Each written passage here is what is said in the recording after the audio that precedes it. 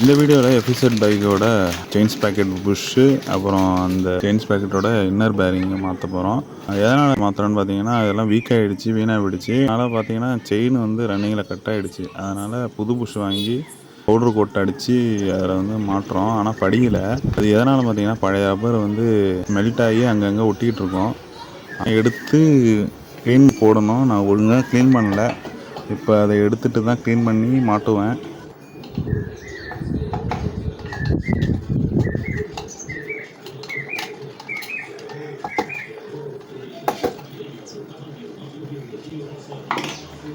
இதனால் இந்த பீஸ்னால தான் இதெல்லாம் எடுத்தால் தான் படியும். எவ்வளோ பீஸ் இருக்குது பாருங்க.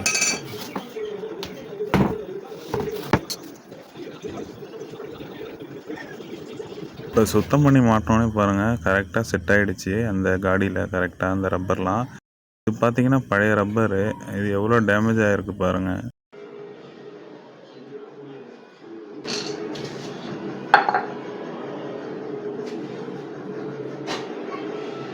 நல்லா அழகாக செட் ஆகுது. இது வந்து ஓல்டு செயின்ஸ் பேக்கெட்டு. இதில் இருந்து கைட்டிட்டேன். இதில் இருந்துச்சு.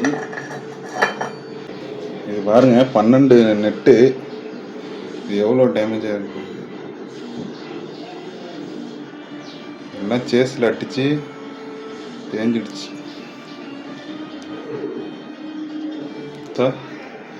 அதே நெட்டு டேமேஜ் ஆகும். புது நெட்டு வாங்கிக்கணும். ஒரு 6 நெட்டு வாங்கியிருப்போம். இது வந்து நான் இப்போதைக்கு பட்ஜெட் தாக்கோடாக இருக்கிறதால செகண்ட் ஹேண்ட்ஸில் வாங்கிட்டு வந்திருக்கேன். இந்த சைடு வந்து டாப்பில் வரும். இந்த லெட்ரு இருக்கு பாருங்க, இந்த 401.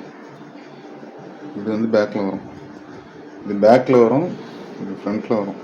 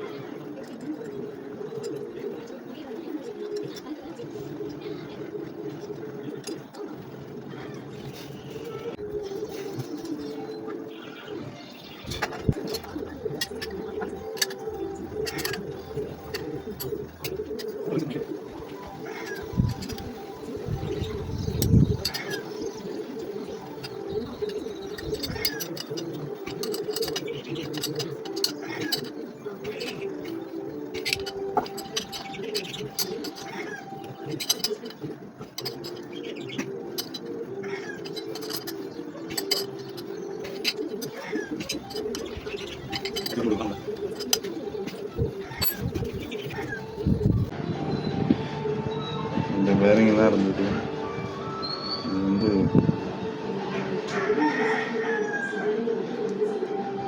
ஷேக் இருந்தது.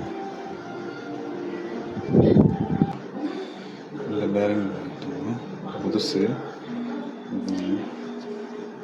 ஒரே சைஸ் பேரிங். இது ஷேக் இருக்காது. இது ஃபுல்லாக ஷீல்டு அடிச்சிருக்கோம். இங்கேயும் ஷீல்டு ஆகிருக்கோம். பூரா உள்ள ஊக்க வச்சு எடுத்திங்கன்னா வந்துடும். இப்போ வந்து சீலு வந்து தனியாக வந்துட்டா, இந்த சைடு சீல் இருக்குது. இப்போ நம்ம வந்து இதில் கிரீஸ் இருக்குது. இருந்தாலும் நம்ம அடிக்கிறோம் கிரீஸ்.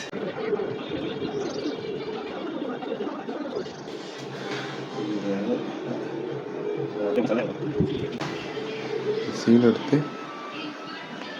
இப்படி அழுத்தி விட்டிங்கன்னா ஆக்காயிடுவார்.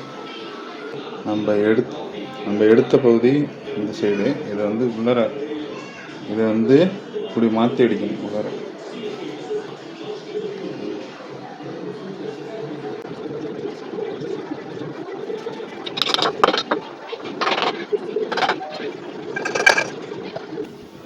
சீலு அரிசி போகணும்.